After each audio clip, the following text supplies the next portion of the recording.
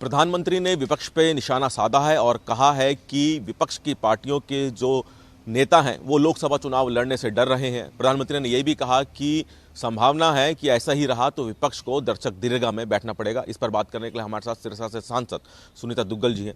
Ma'am, जिस तरह से लगातार विपक्ष को देखा जा रहा है कि बीजेपी घेर रही है, प्रधानमंत्री ने भी एक जवाब दिया है कि लोग, विपक्ष के जो नेता हैं, चुनाव लड़ने से डर रहे हैं। इतना ज़्यादा कॉन्फिडेंस बीजेपी को क्यों? देखिए, कॉन्फिडेंस हमें माननीय प्रधानमंत्री जी के नेतृत्व में है। उनके वो जो विकास के कार्य उन्होंने किए हैं उस पर हमें कॉन्फिडेंस है।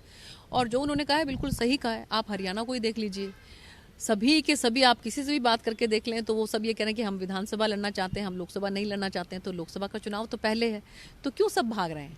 तो इससे बिल्कुल स्पष्ट है कि वो मान चुके हैं पहले ही अपनी हार, और कोई भी जो है वो लोकसभा के मैदान में उतरना नहीं चाहते। और अगर वो लोकसभा के मैदान में नहीं उतरना चाहते हैं तो बिल्कुल स्पष्ट है कि उनको दर्शक दीर्घा में ही बैठना पड़ेगा। प्रधानमंत्री ने कहा है कि एनडीए 400 के पार जाएगी और बीजेपी का जो खुद के जो सीटें आएंगी 370 के करीब आएंगी।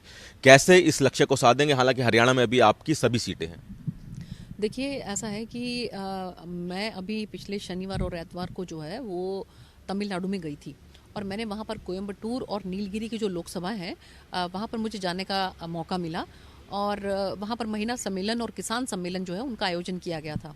आप हैरान होंगे देखकर कि वहाँ पर जिस तरह से साउथ में भी भारतीय जनता पार्टी को लेकर, माननीय प्रधानमंत्री जी को लेकर जो वहाँ की जनता के अंदर जोश है, महिलाओं में जो जोश है, जो वहाँ के किसान जो भाई हैं उनके अंदर जो जोश है, उससे बिल्कुल बिल्कुल स्पष्ट है। क्योंकि अभी तक आप ये देखिए कि साउथ के अंदर जो है भारतीय जनता पार्टी की परफॉर्मेंस बहुत ज़्यादा अच्छी नहीं रहती थी, लेकिन अब की बार मुझे उम्मीद है कि इस तरफ तो हम लोग अच्छा कर ही रहे हैं, साउथ के अंदर भी हम लोग बहुत अच्छा करने वाले हैं। उससे हमें पूरी उम्मीद लगती है कि हम जो है भारतीय जनता पार्टी 370 के पार जाएगी और जो एनडीए गठबंधन है वो 400 के पार जाएगा। अच्छा, आपने कहा कि साउथ की बात की, तो हम देख रहे हैं कि कांग्रेस में राहुल गांधी की एक यात्रा चल रही है, हरियाणा में हरियाणा कांग्रेस में उनकी यात्राएं चल रही हैं।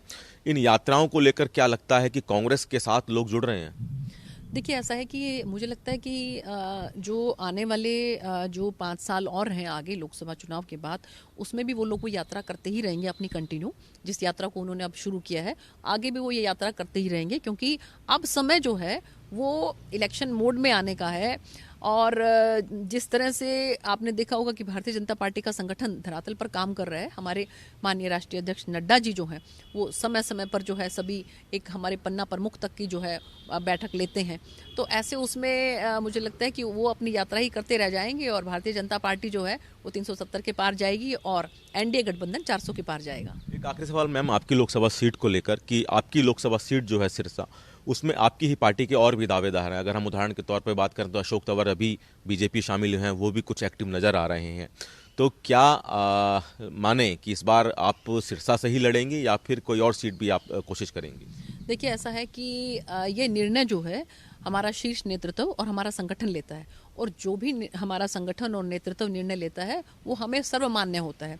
और जहाँ तक बात है, अगर कोई चॉइस के बारे में पूछे कि अगर मुझसे संगठन ये पूछेगा कि मेरी क्या इच्छा है, तो मैं ये बताना चाहूँगी कि जिस तरह से मैंने पिछले 10 सालों के अंदर सिरसा की जनता की सेवा की है, मैं सिरसा से ही चुनाव लड़ना चाहूँगी। तो सिरसा से सांसद सुनीता दुग्गल ने सूर्य समाचार से खास बातचीत की और कई बातों के बारे में जानकारी दी। कैमरामैन प्रियदर्शन के साथ दिल्ली से सूर्य समाचार के लिए विनय सिंह।